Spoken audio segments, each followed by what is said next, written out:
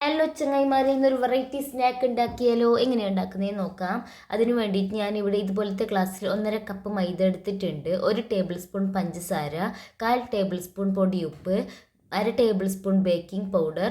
എന്നിട്ട് നന്നായി ഒന്ന് മിക്സ് ചെയ്തെടുക്കാം. അതേ സെയിം ഗ്ലാസ്സിൽ 1/4 കപ്പ് അളവിൽ നെയ്യ് ചേർത്ത് കൊടുക്കാം. എന്നിട്ട് നന്നായി ഒന്ന് മിക്സ് ചെയ്തെടുക്കാം. തരി തരിയായി കിട്ടിയിട്ടുണ്ട്. ഇനി നമുക്ക് 1/4 ഗ്ലാസ് അളവിൽ തൈരും കൂടി ചേർത്ത് കൊടുക്കാം. ഞാനിവിടെ പുളിയില്ലാത്ത തൈരാണ് എടുത്തിട്ടുള്ളത്. തൈര് ചേർത്ത് കൊടുക്കുക. 1/4 ഗ്ലാസ് അളവിൽ വെള്ളം കൂടി ചേർത്ത് നന്നായി ഒന്ന് മിക്സ് ചെയ്ത് ചപ്പാത്തിയുടെ മാവിൻ്റെ പരുവത്തിലാക്കിയെടുക്കാം. നനഞ്ഞ ടവൽ കൊണ്ട് ഒരു 15 മിനിറ്റ് നമുക്കിതിനെ റെസ്റ്റ് ചെയ്യാൻ വേണ്ടി വെക്കാം.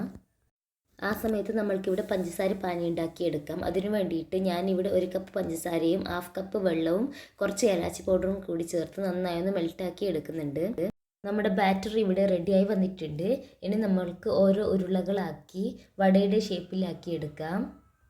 ഇതുപോലെ ചെയ്തെടുക്കാം. എണ്ണ നന്നായി ചൂടായി വരുമ്പോൾ ഓരോന്നായി ഇട്ട് കൊടുക്കുക. തിരിച്ചും മറിച്ചും ഇട്ട് ഒരു 20 മിനിറ്റ് നമുക്കിതിനെ ഫ്രൈ ചെയ്തെടുക്കണം.